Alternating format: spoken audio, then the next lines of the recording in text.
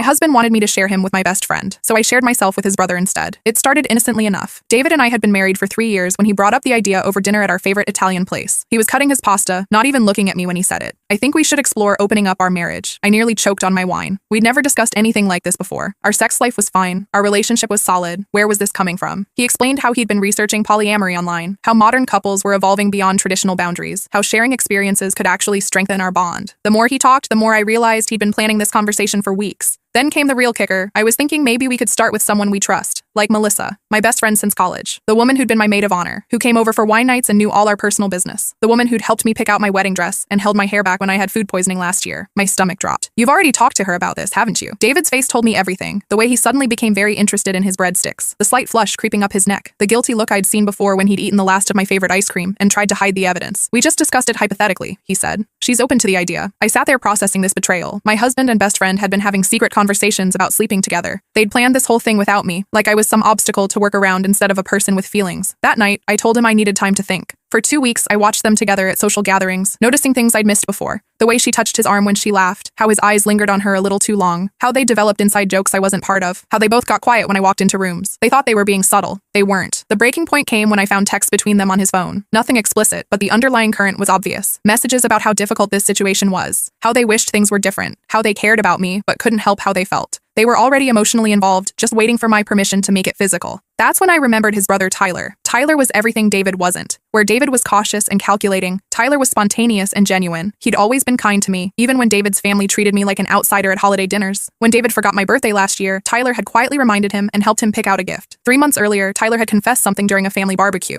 He'd been drinking and pulled me aside while David was arguing with their dad about politics. I know this is wrong, but I've always thought David didn't deserve you. I'd brushed it off then, assuming it was just alcohol talking. Now, I was seeing it differently. Instead of confronting David directly, I started spending time with Tyler. Coffee meetings turned into long conversations about books, travel, dreams we'd never shared with anyone else. Shared interests I'd never explored with David. A connection that felt authentic instead of manipulated. When Tyler kissed me outside the coffee shop last Tuesday, I didn't pull away. For the first time in months, something felt right. The irony wasn't lost on me. David wanted to share our marriage with my best friend, so I was sharing myself with his brother. But what David doesn't know yet is that Tyler and I have been planning something much bigger than just an affair. Something that's going to change everything. What David doesn't know yet is that Tyler and I have been planning something much bigger than just an affair. We've been planning my complete escape from the web of lies my marriage had become, and the systematic destruction of everything David thought he could get away with. Tyler works as a private investigator for Brennan & Associates, one of the most respected family law firms in the state. While I was playing the dutiful wife, considering my husband's polyamory proposal, Tyler was documenting everything with the precision of someone who testifies in court for a living. Every secret text between David and Melissa.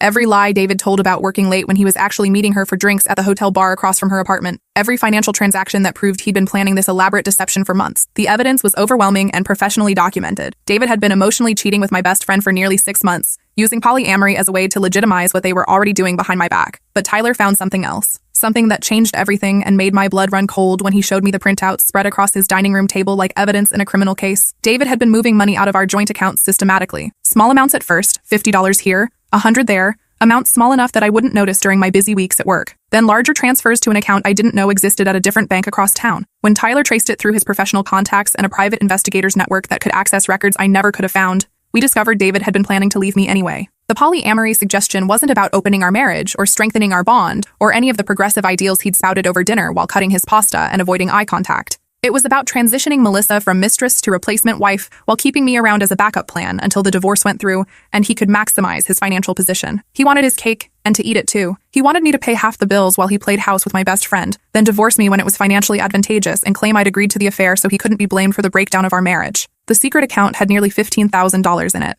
Money from our joint savings account that I'd assumed was still building toward our down payment for a bigger house. Money from bonuses I thought he'd spent on our anniversary trip to Napa Valley last fall. Money from the emergency fund we'd built together for car repairs and medical expenses. Money from my promotion last year that I deposited thinking we were building a life together. Tyler showed me bank records going back 8 months, organized chronologically in clear plastic sleeves like a prosecution case file. The pattern was clear and calculated. David had been systematically moving money right after my paychecks were deposited, taking advantage of the fact that I trusted him to handle our finances while I focused on my demanding job at the marketing firm downtown. He'd been particularly clever about it, never taking round numbers that might catch my attention, never taking more than a few hundred at a time, spacing the transfers out so they looked random rather than systematic. He'd even left enough money in our joint account that our automatic bill payments never bounced, so I had no reason to look closely at our statements. But Tyler's trained eye spotted the pattern immediately. In his line of work, he'd seen this exact scheme dozens of times. Cheating spouses who tried to hide assets before filing for divorce, hoping to claim poverty during settlement negotiations while sitting on secret accounts their wives didn't know about. That's when Tyler and I decided to turn the tables completely. Tyler had seen this pattern before in his professional work. Cheating spouses who tried to hide assets before filing for divorce were more common than most people realized. The difference was, most of them weren't stupid enough to leave such an obvious paper trail.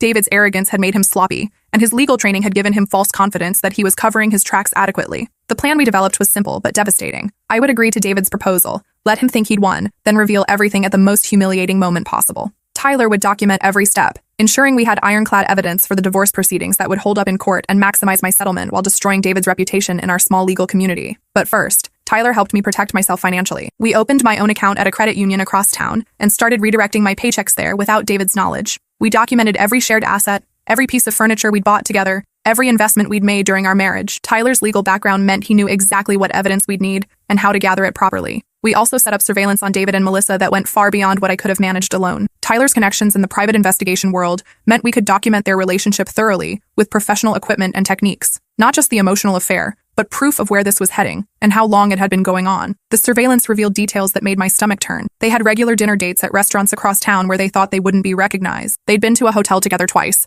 though Tyler's photographs showed they'd only stayed for drinks in the lobby bar rather than getting a room. They'd been shopping together for what looked like gifts, including a necklace I'd never seen Melissa wear. Most damning was a recording Tyler captured of them in Melissa's car outside her apartment. They were discussing their timeline for when I would finally agree to the polyamory arrangement and how they would handle the transition. Melissa was worried about how our mutual friends would react. David assured her that once everything was official, people would understand that modern relationships were more complex than traditional marriages. They talked about me like I was a problem to solve, rather than a person with feelings. David referred to managing my emotions and helping me adjust to the new dynamic. Melissa worried that I might get jealous or possessive and cause drama for them. They both agreed that they needed to be patient with me while I learned to accept sharing David. The recording was clear evidence that this wasn't a spontaneous attraction they were struggling with. They'd been planning this for months, discussing strategy and timeline like a business merger, rather than matters of the heart. Last Friday, I told David I was ready to try polyamory. His face lit up like a kid on Christmas morning, like someone had just told him he'd won the lottery and gotten away with the perfect crime simultaneously. Really? You're sure? You're not just saying that because you feel pressured? The concern in his voice might have seemed touching if I hadn't known he was really worried about whether I was genuinely convinced or just telling him what he wanted to hear because I suspected something. I nodded, playing the part of the understanding wife who'd come to terms with modern relationship dynamics after much soul-searching and research. I even suggested we start with a dinner party to celebrate our new arrangement. David could invite Melissa, and I'd cook for everyone. We could make it official, introduce our families to our new lifestyle, show everyone how mature and progressive we were about love and commitment. He was so excited he could barely contain himself. He called Melissa right there in front of me, babbling about how I'd finally come around and everything was going to work out perfectly. He used phrases like evolved thinking and relationship growth and conscious uncoupling, while I sat there wanting to throw my coffee mug at his self-satisfied face. What David didn't know was that I'd already sent invitations to a much larger guest list than he expected. Tyler, of course, but also David's parents, Margaret and Robert, who were traditional Catholics with very strong opinions about the sanctity of marriage and had never fully approved of David's career choices or lifestyle. My parents, Linda and Frank, who'd never liked David anyway, and had questioned my judgment in marrying him from the beginning, often asking pointed questions about whether he treated me well. Several of our mutual friends from church, including Pastor Williams, who'd married us and still asked about our plans for children every Sunday after service. David's boss from the law firm, senior partner Harrison, who'd mentioned at the Christmas party how much the firm valued employees with strong moral character and how reputation was everything in their practice. Our neighbors, the Hendersons, who were prominent in the community and served on various charity boards with David's mother. They were known for their traditional values, and their opinions carried weight in our social circle. I also invited my college roommate Patricia, who was now a family lawyer herself and had never trusted David, often making pointed comments about his controlling tendencies and the way he dismissed my opinions during group conversations. And Tyler's partner from work, Detective Rodriguez, who moonlighted as a private investigator and could serve as an additional witness to everything we were about to reveal. The guest list was carefully chosen. These weren't random people. They were individuals whose opinions mattered to David's career, social standing, and family relationships. People he'd been trying to impress for years. People whose respect he valued more than almost anything else. I spent the week preparing meticulously, treating it like the most important presentation of my career. Not just the dinner, but the documentation Tyler and I had put together with the thoroughness of a court case. Screenshots of texts dating back months, organized chronologically with timestamps highlighted in yellow. Bank statements showing the secret transfers with each transaction traced and documented in red ink. Photos of David and Melissa together that Tyler had taken during his surveillance,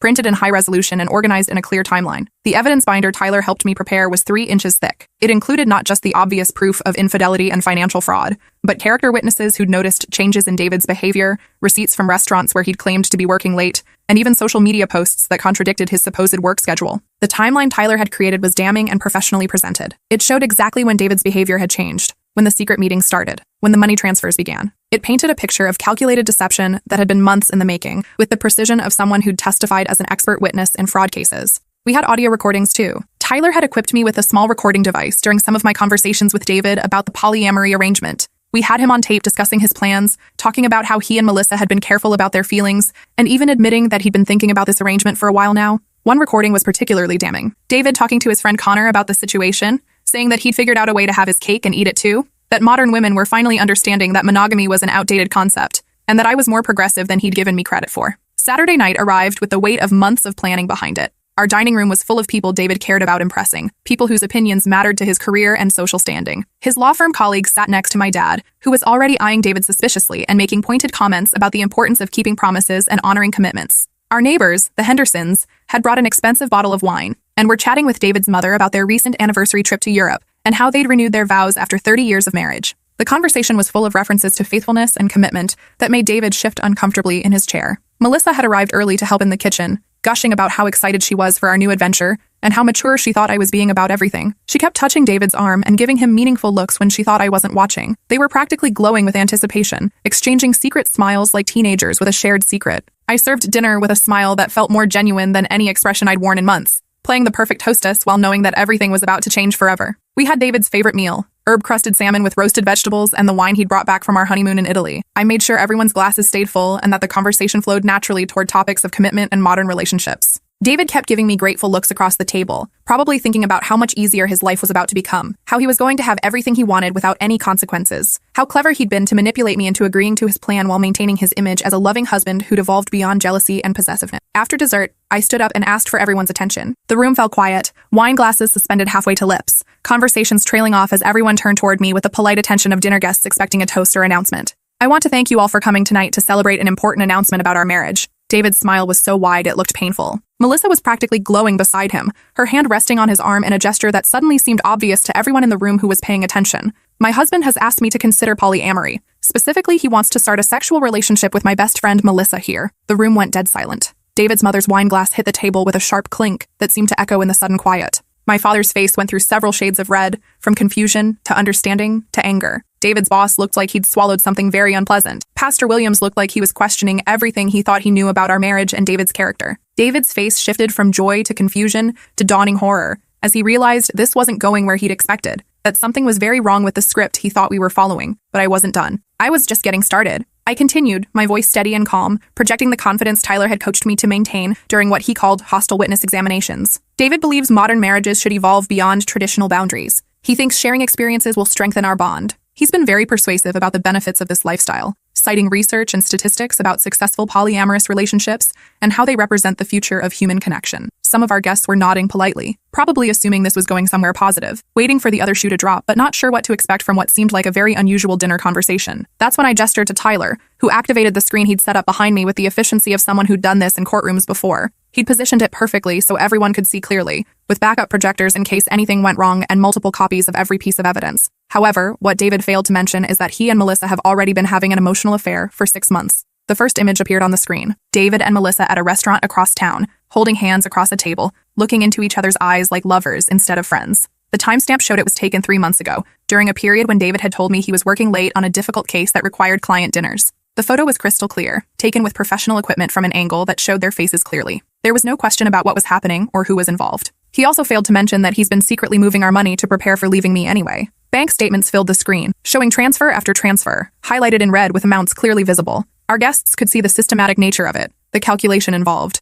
Tyler had organized it like evidence in a fraud case, because that's essentially what it was. The amounts were shocking when seen all together. $15,000 over 8 months, taken in careful increments designed to avoid detection. Money that should have been building our future together, instead funding David's exit strategy. And he definitely failed to mention that this whole polyamory proposal is just a way to legitimize what they've already been doing while keeping me as a backup plan until it's financially convenient to divorce me. Text messages between David and Melissa appeared, blown up large enough for everyone to read, messages that showed the depth of their deception and the calculated nature of their plan. I can't wait until we don't have to pretend anymore, from Melissa sent 2 weeks ago. Just a little longer until she agrees. Then we can have everything we want, David's response. I love you too, but we have to be careful until this is all sorted out. Another message from Melissa. She suspects something, but I think I convinced her it's all hypothetical. David's text from last month. The room exploded into chaos. David's mother started screaming at him in a mixture of English and Italian that everyone understood was absolutely furious. She was calling him words I'd never heard her use, questioning how she'd raised such a dishonest son, demanding to know how he could betray a wife who'd been nothing but loyal to him. My father stood up so fast his chair fell over backward with a crash that made everyone jump. I thought for a moment he might actually hit David, and I could see Tyler tense up,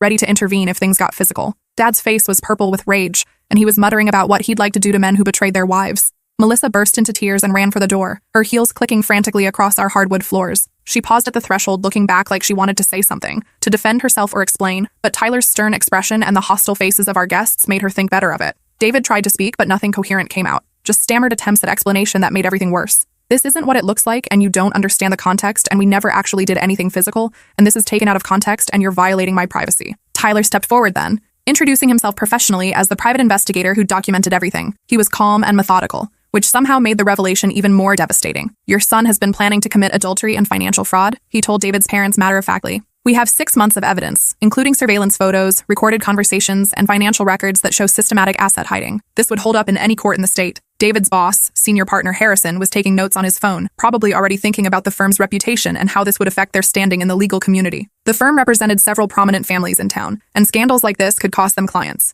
Pastor Williams was shaking his head sadly, probably thinking about all the marriage counseling sessions where couples had worked through much smaller problems than this, with patience and commitment. David finally found his voice, but it came out as a desperate whine that made him sound like a petulant child caught in an obvious lie. This is insane. You can't do this to me. This is private business between us. You're violating my privacy. You set me up. That's when I smiled for the first time all evening. A real smile. Not the fake hostess smile I'd been wearing all week while preparing for this moment. You're right, David. I can't do this to you. But I can do this for me, and for every other woman whose husband thinks he can manipulate her into accepting betrayal. I handed him divorce papers that Tyler had helped me prepare and file that morning. We'd cited adultery, emotional abuse, and financial fraud as grounds. We'd also filed for an emergency injunction to freeze the secret account and prevent any further asset transfers. Our marriage is over, and since you've been hiding assets and committing adultery, I'll be keeping the house, the car, and recovering all the money you stole from our joint accounts. Your lawyer will explain the details, assuming you can afford one after your firm finds out about this. David's law firm colleagues were already backing toward the door, suddenly very interested in their phones and urgent text messages they needed to answer immediately.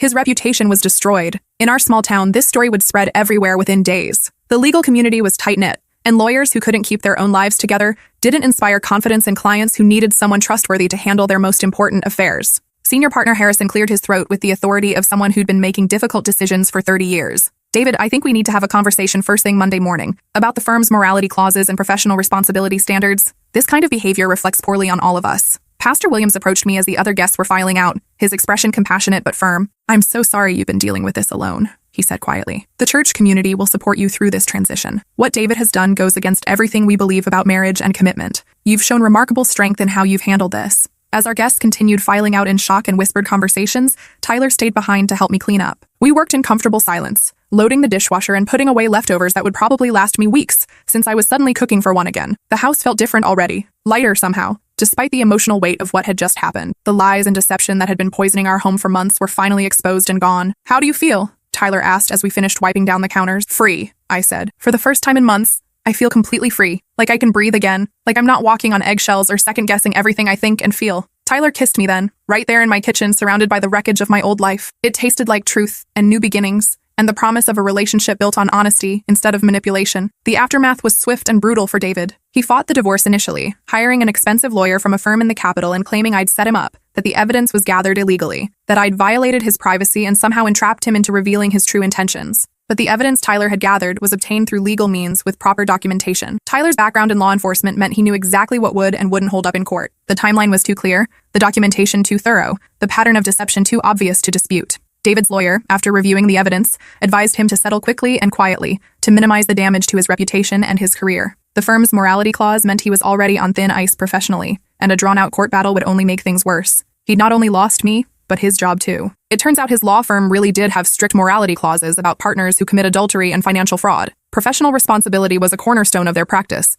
and they couldn't afford to have clients questioning the character and judgment of their attorneys. The partners met privately that Monday morning. Tyler had a contact who worked in the building and heard that the meeting was brief and decisive. David's termination was effective immediately, though they gave him 2 weeks to transition his cases to other attorneys and find new employment. Within a month, he was working at a smaller firm across town that specialized in personal injury cases and didn't care as much about his personal scandals. The pay cut was significant, and his chances of making partner anywhere were essentially destroyed. Melissa faced consequences too that rippled through her professional and personal life. Her teaching position became untenable when parents learned about the affair through the inevitable small-town gossip network. Small towns don't forgive easily, especially when children are involved, and questions of character and moral judgment arise. Parents complained that they couldn't trust someone who would destroy a marriage to teach their kids about character and values. The school board, while not able to fire her outright for her personal life, made it clear that her contract wouldn't be renewed and that she might want to look for opportunities elsewhere. She took a position at a private school in another district, but the pay cut was significant, and her reputation in our community was permanently damaged. Several of our mutual friends stopped speaking to her entirely, feeling betrayed by her role in deceiving me for so many months. The divorce proceedings moved quickly once David realized he had no leverage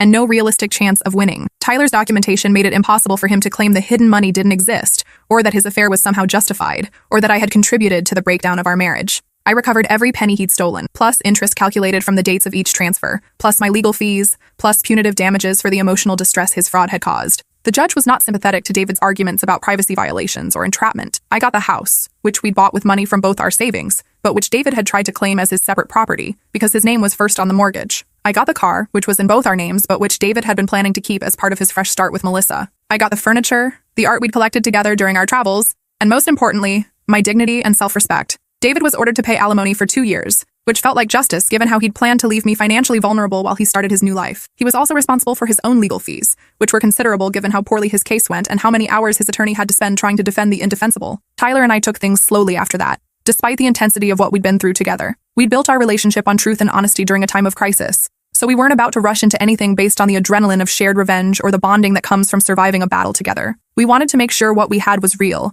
built on genuine compatibility rather than just a reaction to David's betrayal or the excitement of successfully exposing his lies. We spent months talking about everything that mattered: our childhoods, our dreams, our fears, our past relationships, and what we learned from them, both positive and negative. Tyler told me about his ex-wife, who'd left him for someone with more money but without his integrity, and how that experience had taught him to value honesty above almost everything else. I told him about the warning signs with David that I'd ignored early in our relationship and how I planned never to ignore my instincts again. We talked about communication styles, financial philosophies, family planning, career goals, everything that couples should discuss before making serious commitments. A year later, we moved in together. Not because we were running from something or because it was convenient, but because we were building towards something real and lasting. Tyler's investigation skills had taught him the value of evidence and truth in all aspects of life. He never made promises he couldn't keep or said things he didn't mean. Our relationship was based on radical transparency from the beginning. We shared bank accounts, made decisions together, talked through problems instead of hiding them or manipulating each other into compliance. It was refreshing to be with someone who said what he meant and meant what he said. We went to couples counseling together,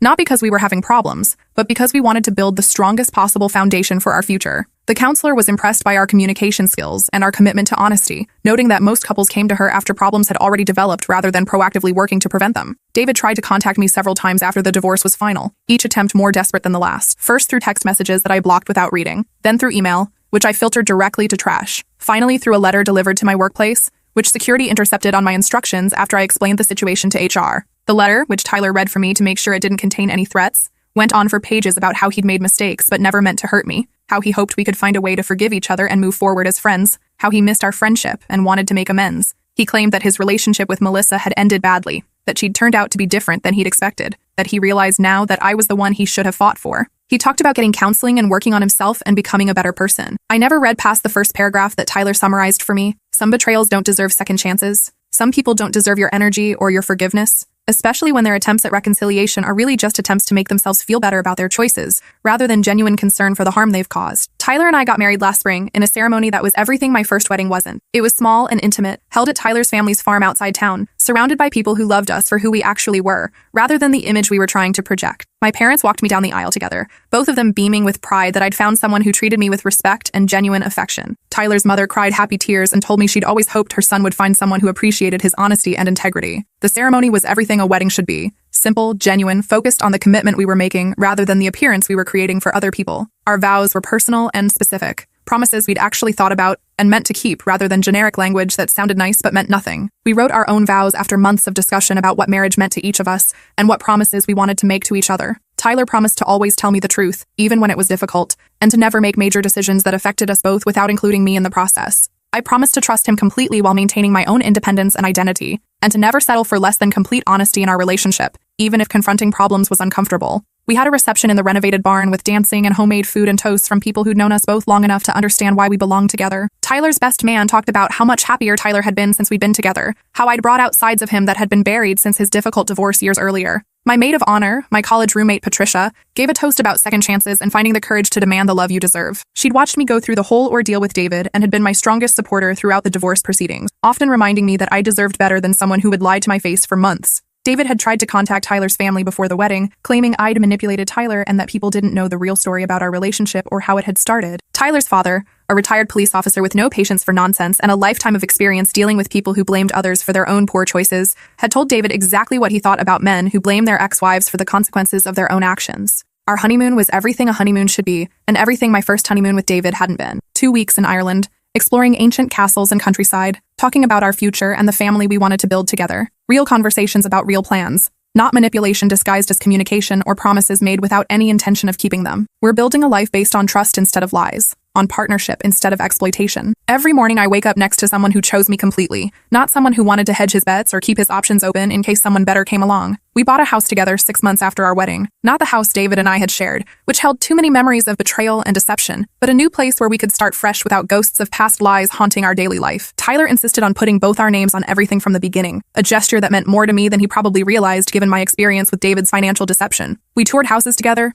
made decisions together, planned our future together with complete transparency about our finances and our goals. We're talking about starting a family now, having moved past the cautious early stages of our relationship into genuine planning for our shared future. Tyler would make an incredible father. He's patient and honest and committed to building something lasting. He's already thinking about how to child-proof the house and researching the best schools in our area. Sometimes I wonder what would have happened if I'd confronted David directly instead of planning the elaborate revelation Tyler and I orchestrated. Would he have admitted his affair and asked for forgiveness? Would we have tried counseling and worked through it somehow? Could our marriage have been saved if I'd handled things differently? But then I remember the bank records. The systematic theft of our shared money over months. The calculated way he'd planned to leave me financially vulnerable while he started his new life with Melissa. That wasn't a moment of weakness or a mistake he regretted. That was a deliberate, long-term strategy to get everything he wanted while minimizing the consequences to himself. Some people deserve second chances when they make mistakes. David wasn't one of them. His betrayal wasn't an error in judgment or a temporary lapse. It was a calculated campaign of deception that showed exactly what kind of person he really was underneath the charming exterior. Tyler and I volunteer now at a local organization that helps women going through difficult divorces, particularly those involving hidden assets and emotional manipulation. We provide resources and support for women who are dealing with the same kinds of deception I experienced with David. Tyler's investigation skills and my firsthand experience make us a good team for helping other women document their cases and protect themselves legally. It's deeply satisfying work, helping other women avoid the trap I fell into of trusting someone who'd systematically planned to betray that trust. We've helped dozens of women over the past 2 years, and seeing them rebuild their lives reminds me every day that I made the right choice in refusing to accept David's treatment. The stories we hear are heartbreakingly similar. Husbands who claim to love their wives while secretly planning to leave them financially destroyed. Men who use progressive language about open relationships and modern love to justify what are really just affairs they want permission to have. Women who ignore their instincts because they want to believe the person they married is the person they thought he was. One woman, Jennifer, came to us after discovering her husband had been moving money for 2 years while having an affair with his secretary. She was devastated, convinced it was somehow her fault for not being attentive enough or attractive enough. Tyler and I spent hours helping her understand that his choices were about his character, not her worth. Another client, Rebecca, was being gaslit by her husband who claimed their joint account discrepancies were her fault because she was bad with numbers. Tyler helped her trace the missing money to a secret account her husband had opened to fund his gambling addiction and affair with a coworker. Each case reinforces what I learned from my own experience. These men follow similar patterns because manipulation tactics work until someone calls them out with evidence they can't deny or explain away. Our volunteer work has given deeper meaning to what Tyler and I went through together. Instead of just being a painful chapter in my personal history, it's become a way to help other women recognize their worth and demand better treatment. The organization we work with has expanded significantly since we started volunteering. Word spreads in the community when women know there's somewhere safe to go for help documenting abuse and planning their escape. We've helped establish a network of lawyers, private investigators, counselors, and safe houses for women who need to leave dangerous situations quickly. Tyler often tells me that working with these women has made him a better husband and partner. Seeing the damage that deceptive men cause makes him more committed to radical honesty in our own relationship. He says watching me help other women find their strength reminds him daily why he fell in love with me. 6 months ago, we got the news that changed everything. I was pregnant. Tyler cried when I told him, not from sadness, but from overwhelming joy at the thought of building a family together, based on truth and mutual respect.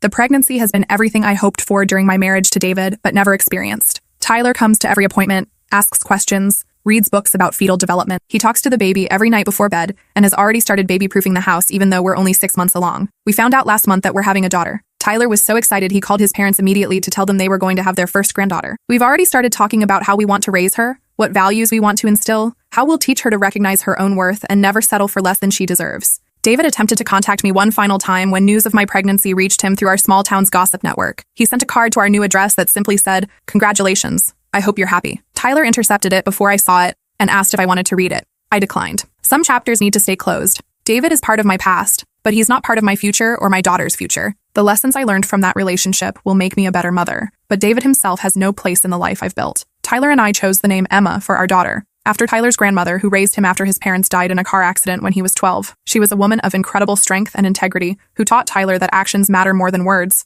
that character is built through consistent choices over time. Our daughter will grow up knowing what a healthy relationship looks like. She'll see parents who communicate openly, who make decisions together, who support each other's goals and dreams without competition or manipulation. She'll learn that love isn't something you have to earn through compliance or silence, but something freely given between people who choose each other every day. Sometimes I think about the woman I was 3 years ago, sitting in that Italian restaurant listening to David propose polyamory, while secretly planning to betray me. That woman was so afraid of losing her marriage that she was willing to consider accepting treatment that diminished her worth as a person. I barely recognize her now. The woman I am today would never tolerate deception or manipulation. I've learned to trust my instincts, to demand transparency, to walk away from anyone who asks me to accept less than complete honesty and respect. Tyler often says that David did me a favor by revealing his true character so completely. If he'd been more subtle about his affair, if he'd been smarter about hiding the money, I might have stayed trapped in that marriage for years, slowly losing myself while he took advantage of my trust and loyalty. Instead, his arrogance and his cruelty showed me exactly who he was underneath the charming exterior. It forced me to confront the choice between accepting betrayal and demanding better for myself. I chose better, and that choice led me to Tyler and to the life we're building together.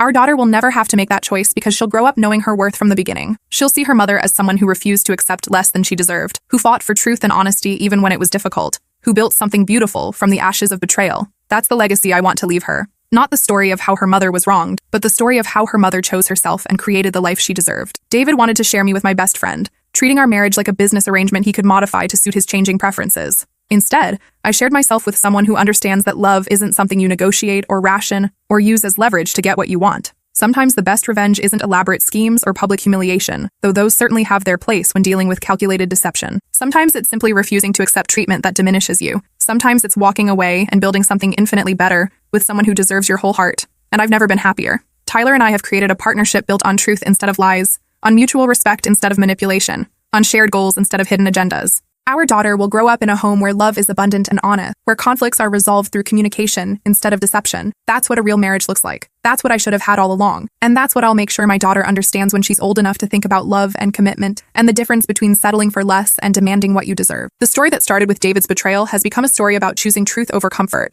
self-respect over false peace, and building something real with someone worthy of that trust. It's a story I'm proud to tell my daughter someday, when she's old enough to understand that sometimes the worst things that happen to us lead directly to the best things in our lives.